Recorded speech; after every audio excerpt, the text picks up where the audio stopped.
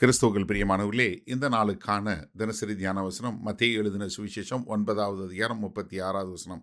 மத்தேயு 9:36, மேத்யூ 9:36. அவர் திரளான ஜனங்களை கண்டபொழுது அவர்கள் மேய்ப்பலில்லாத ஆடுகளைப் போல தோய்ந்து போனவர்களும் சிதறப்பட்டவர்களுமாய் இருந்தபடியால் அவர்கள் மேல் மனதுருகி.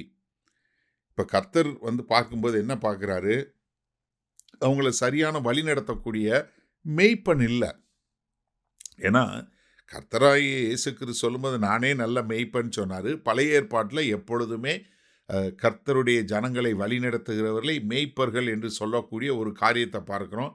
எசேக்கியேல் 34வது அதிகாரம் முழுவதும் நம்ம அதை மேய்ப்பனை குறித்து சொல்லக்கூடிய காரியத்தை நம்ம பார்க்குறோம். ஆனால் எப்படி இவங்கெல்லாம் ஒரு தலைவன் இல்லை, ஒரு மேய்ப்பன் இல்லைன்னா ஒரு மந்தை எப்படி சிதறி போகுமோ, அதே மாதிரி ஒரு உண்மையான மேய்ப்பன் இல்லாமல் சிதறி போயிருக்கிறத பார்க்கக்கூடியது.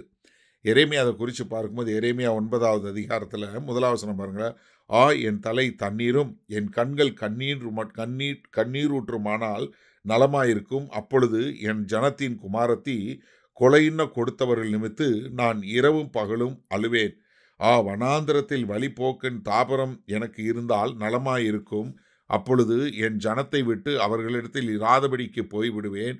அவர்கள் எல்லோரும் விபச்சாரரும் துரோகிகள் கூட்டவுமாய் இருக்கிறார்கள்.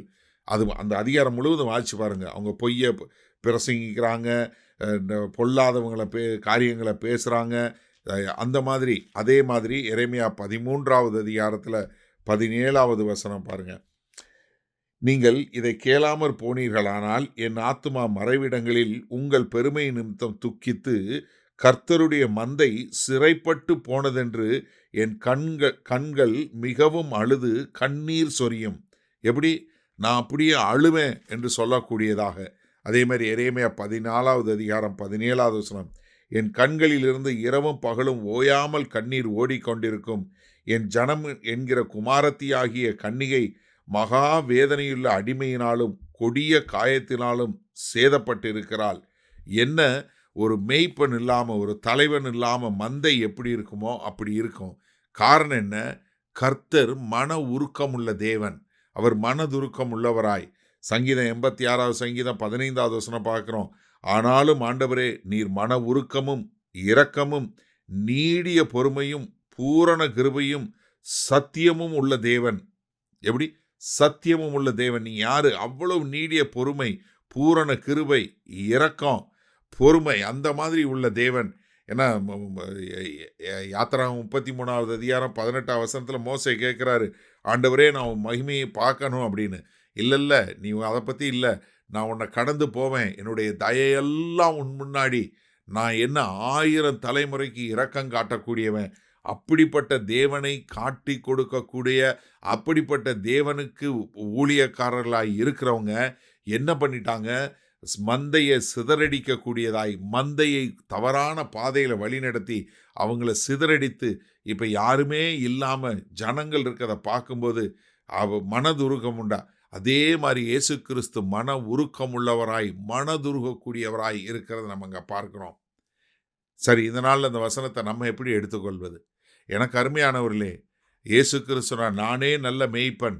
நம்ம எல்லாருக்கும் தெரிஞ்ச 23வது சங்கீதம், கர்த்தர் என் மேய்ப்பராய் இருக்கிறார், நான் தாழ்ச்சி அடைவேன். என்ன காரணம்? அவர் என்னை புல்லுள்ள இடங்களில் அமர்த்தி நல்ல தண்ணீர் அண்டையில் கொண்டு போய் சேர்ப்பார். அவர் ஒரு மேய்ப்பன் எப்படி தன்னுடைய மந்தைக்காக தன் ஜீவனையும் கொடுக்கக்கூடியவர். இயேசு கிறிஸ்து சொன்னாரே யோவான் 10வது அதிகாரத்தில், ஒரு நல்ல மேய்ப்பன் எப்படி தன் மந்தைக்காக தன் ஜீவனையும் கொடுக்கக்கூடியவனாய். அப்படி ஒரு மேய்ப்பர்களை வைத்தா, ஆனால் அந்த மேய்ப்பர்களோ மக்களை வஞ்சிக்கக்கூடியவர்களாய், சாத்தானால் வஞ்சிக்கப்பட்டு அந்த மந்தையை சிதறடிச்சு இப்போ ஒருத்தர் அவங்க இல்லாதவங்களும் ரொம்ப நொந்து போனவங்களும் சிறைப்பட்டவர்களுமாய் சிதறி அடிக்கப்பட்டவர்களுமாய் இருக்கும்போது இயேசு கிறிஸ்து மனதுருகிறாரே. இன்றைக்கு எனக்கு அருமையான தேவ ஜனமே, இன்றைக்கு நீங்கள் அப்படி பார்க்கும்போது, ஒரு மேய்ப்பன் இல்லாமல் அங்கெங்கும் சிதறப்பட்டு போயிருக்கிற கூட்டங்களை பார்க்கும்போது உங்களுடைய மனது உருகிறதா? ஐயோ தேவனே, ஏன் இப்படி ஆத்துமாக்களை பீருண்டக்கூடிய காரியமாக, ஜனங்களை வஞ்சிக்கக்கூடியதாய், ஜனங்களை பொல்லாத பாதையில் வழிநடத்தக்கூடிய தலைவர்களாய் இன்றைக்கு அநேகர் இருக்கிறாங்களே. ஆண்டவரே, இப்படி சொல்லக்கூடிய ஒரு மனதுருக்கம் கர்த்தருக்கு உண்டான அந்த மனதுருக்கம் உங்களுக்குள்ள இருக்கா? ஒரு ஆத்தும பாரத்தோடு நம்ம வாழுகிறோமா? எனக்கு அருமையான சகோதரனே, சகோதரியே, புதிய உடன்படிக்கையில நம்ம எல்லாருமே ஊழியக்காரர்கள் தானே! அப்ப நமக்கு அப்படிப்பட்ட ஒரு மனதுருக்கத்தோடு கர்த்தர் செ கர்த்தருடைய ஜனத்தை குறித்த ஒரு பாரத்தோடு, கர்த்தர் கொடுத்த ஜனத்தை குறித்த ஒரு பெரிய துக்கத்தோடு, நம்ம மனதுருக்கத்தோடு அவங்களுக்கு ஊழியம் செய்வோமா? மகா கிருபையும் இரக்கம் நிறைந்த எங்கள் அன்பின் தகப்பனே, கர்த்தாவே, இதோ நீங்க அன்னைக்கு மாம்ச பிரகாரமாய் பூமியில வந்திருக்கும்போது, நீங்க மிகவும் பாரப்பட்டு மனதுருகி ஜனங்கள பார்த்தீங்களே, அதே போல ஆண்டவரே, இன்றைக்கு ஊழியம் செய்கிற ஒவ்வொரு சகோதரனும் சகோதரியும் ஆண்டவரே, அப்படிப்பட்ட மன உருக்கத்தினால உமக்கென்று ஊழியம் செய்கிறவர்களாய் இருக்க ஆண்டவரே, எங்கள் நல்ல ஒரு இருதயத்தை கொடுக்க வேண்டுமாய் மீட்பரும் இரட்சகருமாகிய இயேசு கிறிஸ்துவின் மூலம் ஜெபிக்கிறோம் வல்ல பிதாவே, ஆமேன். கர்த்தர் உங்களை ஆசீர்வதிப்பாராக. நாம் இன்று மாலை மன்னால சந்திப்போம்.